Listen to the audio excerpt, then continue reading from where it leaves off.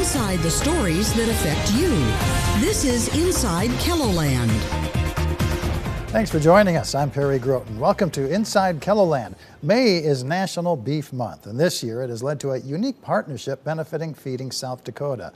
The Beef It Up South Dakota campaign is taking place just in time. Newly released numbers from Feeding South Dakota or Feeding America show a 46% increase in the number of people who are food insecure in South Dakota. Joining us today to talk about the campaign and those numbers are Stacy Andernacht and from Feeding South Dakota and Blake Burwell of Parker Freeze Dry. Welcome to you both to Inside KELOLAND. Thank you. I think we'll start with you, Stacy. Why are we seeing a 46% increase in people who are food insecure? That's a huge jump, isn't it? Yeah, that's a great jump. So according to that data, 106,000 people in South Dakota are unsure where their next meal will come from or don't have access to the food they need for a healthy lifestyle. And we really attribute that to the coming off of the pandemic era benefits, where individuals were able to get some extra funding or extra food access that may have made them food secure. And when that ended, we had a record high inflationary rate. And so things got more expensive. They don't have those extra dollars or benefits to spend. And it puts people in a really tight budget spot. So what do people do when facing this kind of a situation? Yeah, tough choices are being made. I mean, a lot of people are trying to decide if they're purchasing food or paying childcare, buying medications, paying rent or utilities. And so we at Feeding South Dakota, our programs are really designed to provide a place for people to get food access so they don't have to make those tough choices. Mm-hmm. And what this has done for us is really increased the amount of people using our programs. We've have at this time an 8% increase over last year in people served just through our mobile food distribution program. And that program saw a 21% increase in the year before. How does the demand with kids out of school now, how does that impact demand? Yeah, so there's nearly 36,000 children, according to that data, in South Dakota who are food insecure. And so those kids aren't going to have access to those free or reduced meals during the summer. And they may not also have access to transportation to get them somewhere to get access to food. And that's where we come in with some summer backpack opportunities at the schools in Sioux Falls and in Rapid City, and then also our mobile food distribution that goes into communities so families can get access to some additional food during the summer months. All right, let's talk about the Beef It Up South Dakota campaign. What is that all about? Well, Beef It Up South Dakota came from conversations we've been having with our guests that tell us when budgets get tight, one of the first things that they're cutting out at the grocery store is animal protein. And so we were trying to consider how can we get funding to bring more of that animal protein into our programs. So through conversation with the South Dakota Cattlemen's Foundation, with the Beef Industry Council, and then also the South Dakota retailers, the Beef It Up South Dakota campaign came to be. And in celebration of May being National Beef Month, any donations made to Feeding South Dakota this month will be used to purchase beef products that can go onto the plates of our neighbors facing hunger. Yeah, because talk about the importance of beef, the nutritional value of beef in a diet. Yeah, I mean, anytime you're cutting out that protein, I mean, that's an essential piece of a healthy diet. And protein does so many great things for our body, and beef is a great way to provide that protein. Also, it's a very convenient product. A ground beef can go in a lot of casseroles, you can make burgers, all kinds of stuff. And so that is why it's one of the most requested items. People just are used to eating that. We're the state where there's potentially more cows than people. So definitely a beef-friendly state. And it's just really important to make sure that people can have access to what they need to be healthy. Sure.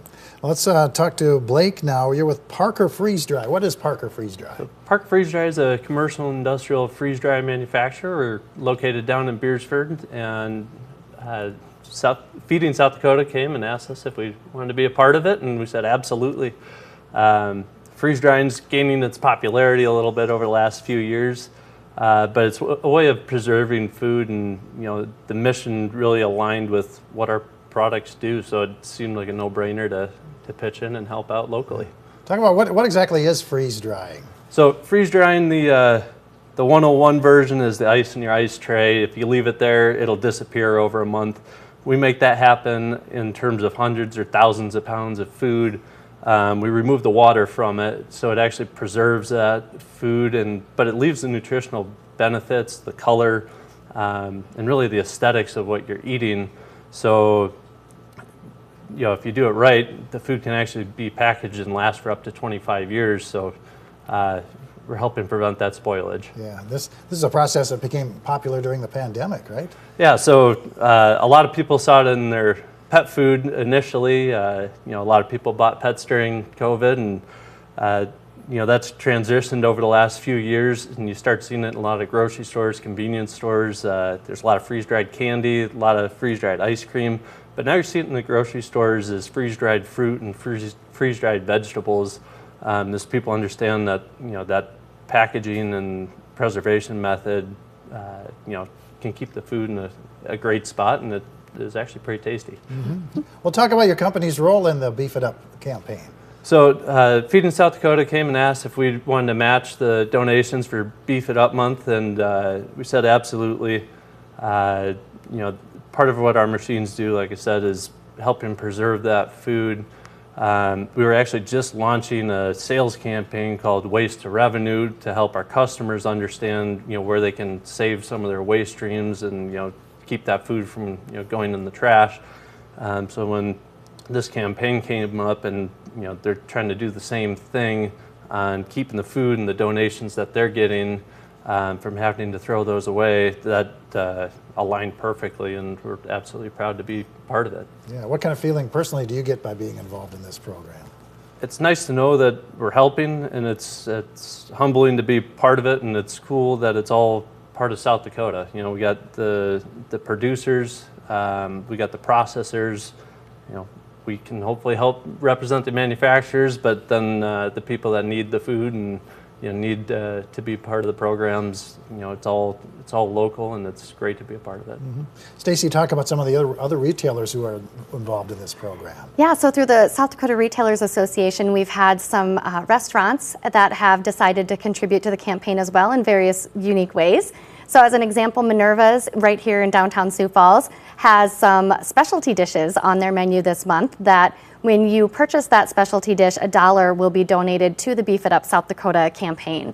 And other retailers like Tinners and Sanaz are also contributing 1% of sales this month to the campaign. Again, understanding the importance of giving access to that food to our neighbors facing hunger.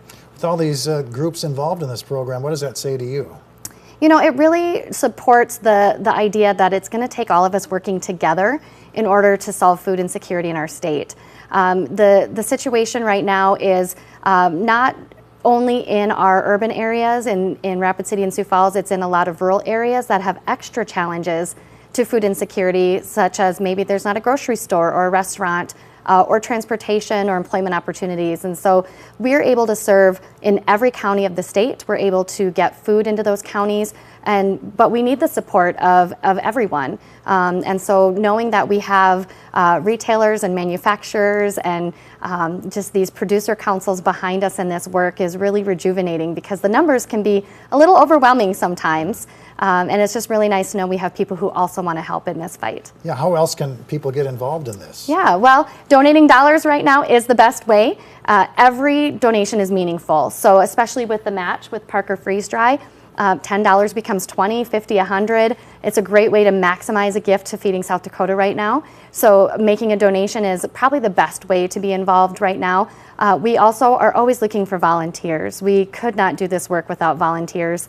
They really come in and they sort the food and they pack the food. We have volunteers out at mobile distributions or agency partners who are helping to serve the food and get it into people's vehicles. And so there are many opportunities across the state to contribute in that way. And it's a great way to give your time if giving dollars isn't something you're able to do right now.